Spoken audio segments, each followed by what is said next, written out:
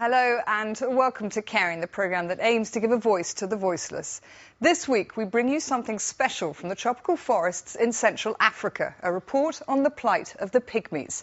Miniature in stature as they are in status, adult males measuring less than 5 foot, a legendary people steeped in mysticism, but today their plight remains very real. Considered by some to have magical powers, others to be cursed, Pygmies throughout the years have sadly evolved very little. They continue to linger miserably on the lowest rung of the social ladder.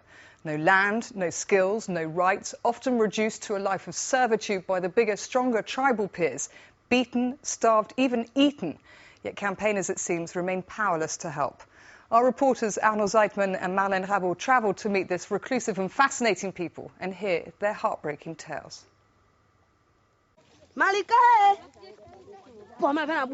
The Central African rainforest is home to the Pygmy, or Batwa as they're known in their local language. They're the oldest people in the world.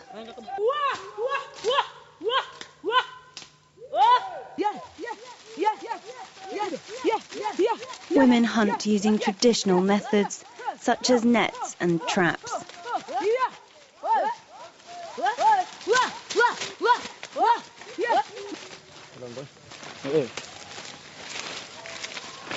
But the catches are getting less frequent. The Pygmies are no longer alone in the forest.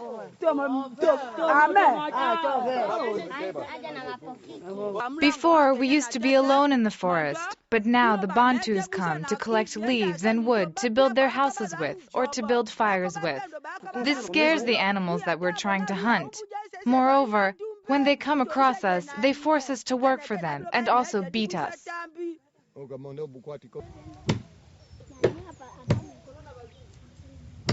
The members of the largest ethnic group, the Bantu, are the main cause of deforestation in Central Africa as they raid the forest for wood.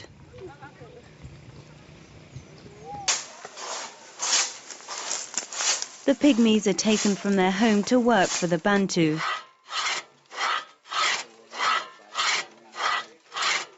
Their monthly wage is a piece of cloth and a few bottles of lemonade if they're lucky.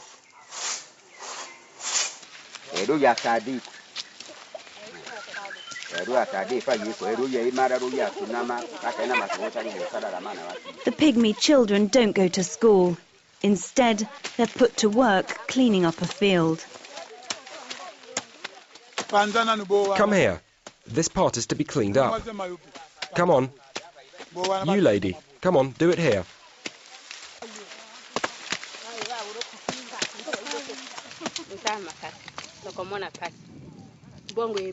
This is a hard job, but we have no tools or land of our own, so we have to work for the Bantus. This is the way it is. Are the wages good? No, the payment is ridiculous. We work hard for a small salary. So what do you say in response to this? Well, leave it to me. I know what I have to do to protect her. It's my business. Since I came here, I have never seen a Bantu who would do such work. That's why I'm using women and children. Pygmies. But for the Bantu, the work is just too hard.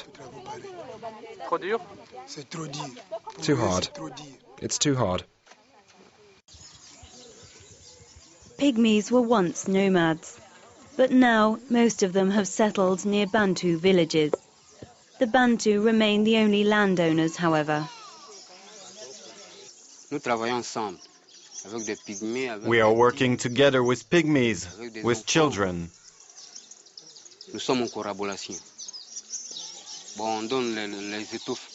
We pay them with pieces of clothes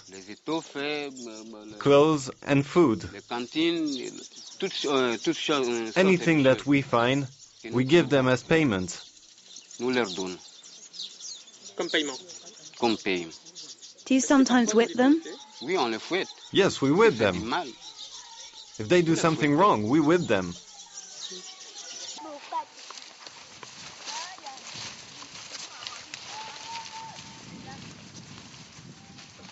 Another threat to the forest and those who rely on it is the exploitation of palm oil. Here, palm trees have been planted on more than 3,000 hectares.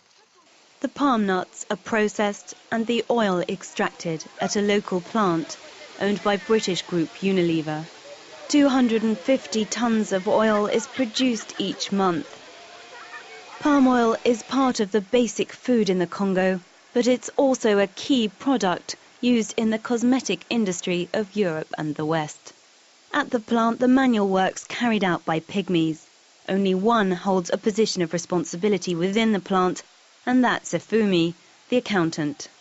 The real problem is the lack of schooling. Those who study can hope for a change, but those who don't or can't attend school can't hope for change. That person will always be doing a hard job and not be able to even manage his own money.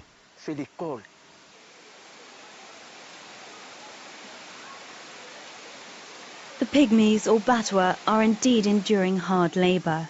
For the equivalent of around €50 a month, they spend hours labouring in the heat.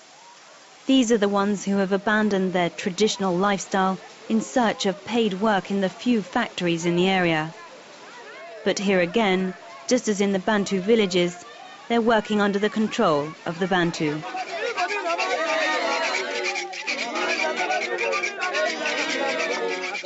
Their wages are insufficient for them to afford adequate food or health care for their families. Today, Efumi's burying his nephew. Here in Boteka, many children die. Malaria is often the cause. But for us Pygmies, most children die of malnutrition because we don't have enough money to buy food.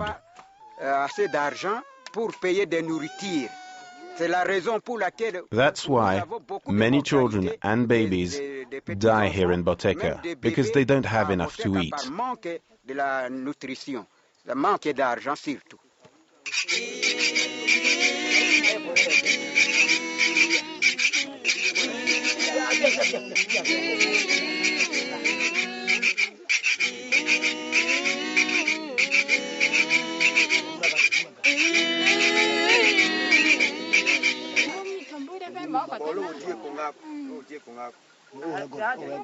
Mukini died before his 3rd birthday. According to UNICEF, 1 in 3 Pygmy children dies before the age of 5.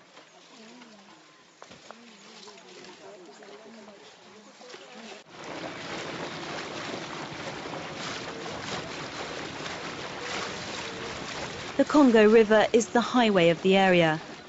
Its tributaries provide a route to export the riches of the forest.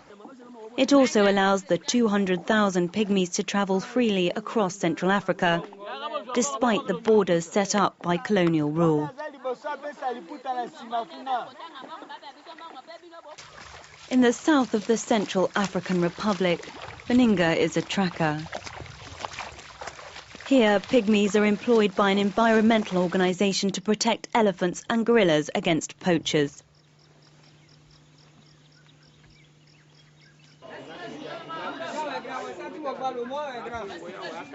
Because it's a well-paid job, Beninga and members of his community, known here as the Aka, are able to buy goods from a local town.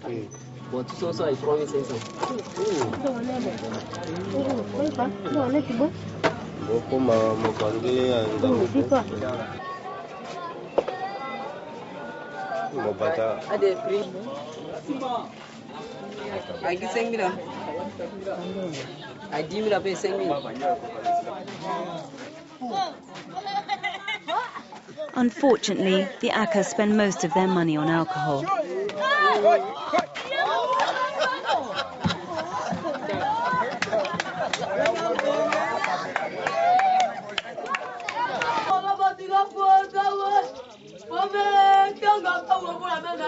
This is a mourning ceremony.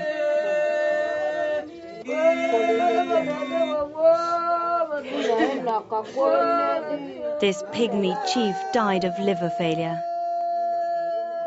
He was just 40 years old and the eldest of his community.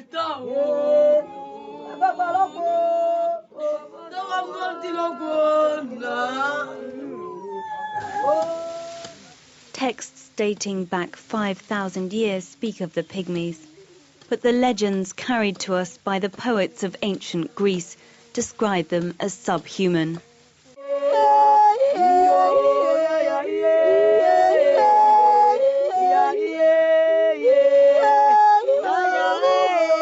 Today, the forest is no longer a safe haven for the Pygmies as they come into contact with members of other tribes. But one of the most difficult challenges which lies ahead is for them to be considered as equal members of the human race.